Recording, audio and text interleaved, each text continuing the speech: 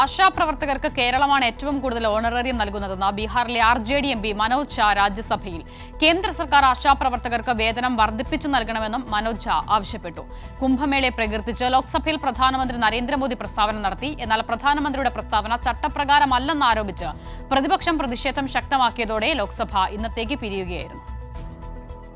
ആശാപ്രവർത്തകരുടെ വേതനവും ആനുകൂല്യങ്ങളും വർദ്ധിപ്പിക്കണമെന്നാവശ്യപ്പെട്ടായിരുന്നു ബീഹാറിലെ RJD MP മനോജ് കുമാർ ഝാ വിഷയം രാജ്യസഭയിൽ ഉന്നയിച്ചത്.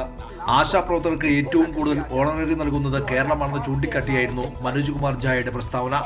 കേരളത്തിൽ BJPയും കോൺഗ്രസും സംസ്ഥാന സർക്കാരിനെതിരെ ആശാപ്രവർത്തകരുടെ വിഷയം രാഷ്ട്രീയമായി ഉപയോഗിക്കുമ്പോഴാണ് ബീഹാർ MP കേരള മാതൃക ചൂണ്ടിക്കാട്ടിയത്. एक तरफ केरल जैसा राज्य है जहां सबसे ज्यादा ऑनरेरियम है, दूसरी तरफ मेरा अपना गृह राज्य बिहार है जहां 2000 रुपए मात्र ऑनरेरियम है. सर, ये तो पूरे देश के समक्ष एक चुनौती है. ലോക്സഭയിൽ ഉച്ചയോടെത്തിയ പ്രധാനമന്ത്രി നരേന്ദ്രമോദി മഹാകുംഭമേളയെ പ്രകീർത്തിച്ച് സംസാരിച്ചത് പ്രതിപക്ഷ പ്രതിഷേധത്തിന് കാരണമായി.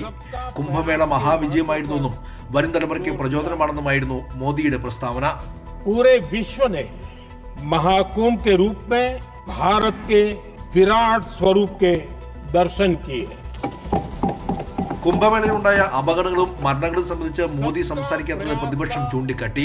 ചട്ടവിരുദ്ധമായാണ് മോദി സംസാരിച്ചതെന്നും പ്രതിപക്ഷത്തിനും സംസാരിക്കാൻ അനുവദിക്കണമെന്നും ആവശ്യപ്പെട്ടെങ്കിലും സ്പീക്കർ അനുവദിച്ചില്ല.